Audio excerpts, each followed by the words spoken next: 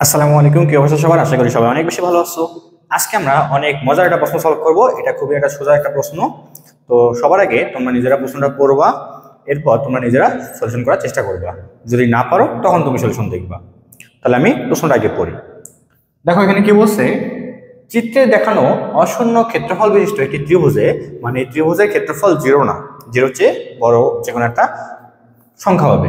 তো ক্ষেত্রফলটা কি জিরোর চেয়ে বড়, এটাই বলছে।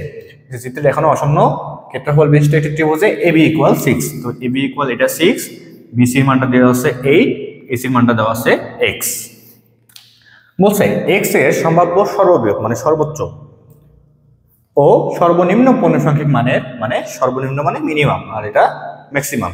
তো এক্স এর ম্যাক্সিমাম আর মিনিমাম যে ভ্যালুটা আমরা পাইতে পারি, পূর্ণসংখ্যক বলতে আমাদের ইন্টিজার নাম্বার হতে হবে, ঠিক আছে, পূর্ণসংখ্যা হতে হবে।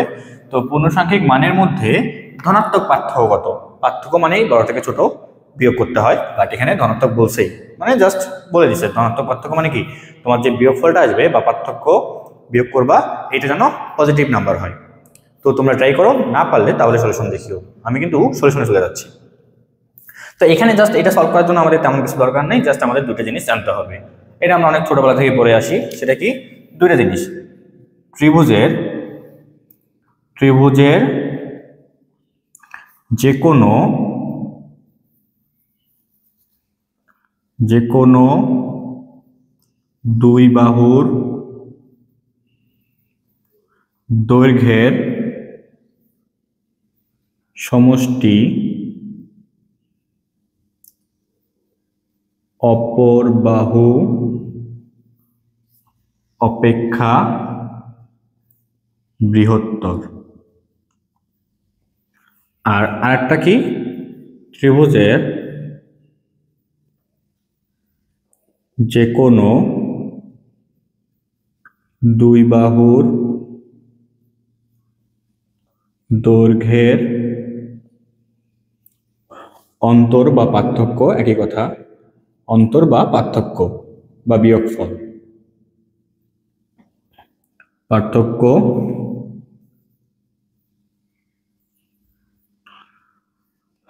অপর বাহু অপেক্ষা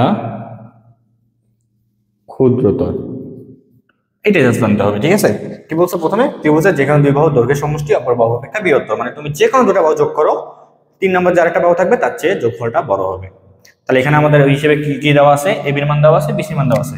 তো আমরা বলতে পারি এবি প্লাস বিসি, এইটার যে যোগফলটা হবে সেটা আরেকটা যে বাহু আছে এসি তার চেয়ে কি হবে, বড় হবে, তার চেয়ে হবে বড়, এসির চেয়ে বড় হবে অবশ্যই। বা তুমি যদি একইভাবে এবি আর এসি যোগ করতে তাহলে সেই যোগফলটা বিসির চেয়ে বড় হইতো। তো আমাদের এইভাবে দেওয়া আছে। তো আমরা এখানে বলতে পারি এবির মানটা কত, এবির মান হলো 6 প্লাস বিসির মান কত 8, কি হবে গ্রেটার দ্যান এক্স, এসির মানটা কি এক্স। তো এখান থেকে তুমি বলতে পারো এই যে 6 আর 8 যোগ করলে হয় 14। তো এক্স এর মানটা কি হবে, সরি, এক্স এর মানটা কি হবে, 14 তে ছোট হবে, 14 চেয়ে কি হবে, ছোট হবে। সো সেই হিসেবে এখানে তোমার যেহেতু বলছে সর্ববৃহৎ মানে ম্যাক্সিমাম একটা ভ্যালু নিতে হবে, আর সর্বনিম্ন মানে মিনিমাম ভ্যালু নিতে হবে। তো ম্যাক্সিমাম ভ্যালুর ক্ষেত্রে আমি এক্স এর মানটা যেহেতু বলে দিছে 14 হতে পারবে না, 14 চেয়ে ছোট হতে হবে। আর এখানে বলে দিচ্ছে পূর্ণসংখ্যা মানে ধনাত্মক আমাদের একটা সংখ্যা আসতে হবে, পূর্ণসংখ্যা আসতে হবে। তাহলে যেহেতু বলেই দিয়েছে পূর্ণসংখ্যা হইতে হবে, তো 14 চেয়ে ছোট হবে এইরকম সবচেয়ে বড় পূর্ণসংখ্যা কত, 13। সো এখানে আমি এক্স এর ভ্যালু হিসেবে নিতে পারতেছি 13, মানে এক্স এর ভ্যালু ম্যাক্সিমাম কি হতে পারবে, 13 হতে পারবে।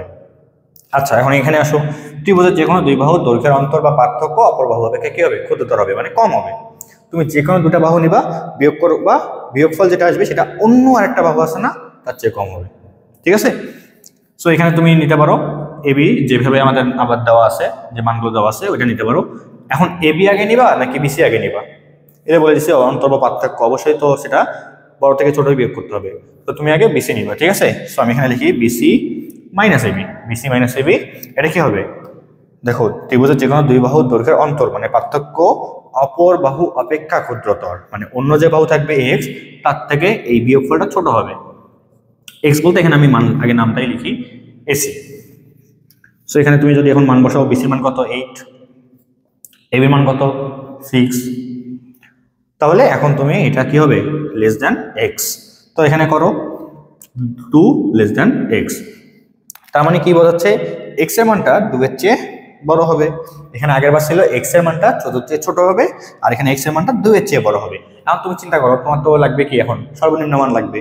তো সর্বনিম্ন মানের ক্ষেত্রে পূর্ণসংখ্যা হইতে হবে, তো 2 এর চেয়ে বড় এক্স এর মান যেতে হবে, 2 এর চেয়ে বড় এক্স এর মানটা কোন পূর্ণসংখ্যা হইতে পারে, কত হইতে পারে, কিন্তু মিনিমাম হইতে হবে, মিনিমাম হইতে হবে।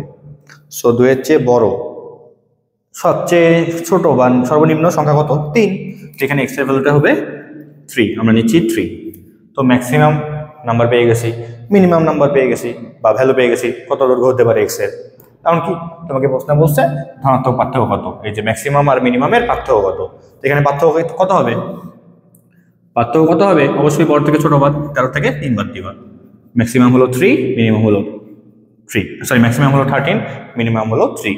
সো পার্থক্য আসতেছে 10, এটাই অ্যান্সার। So clear? তো আশা করি তোমরা এটা বুঝতে পারছো। ধন্যবাদ সবাইকে।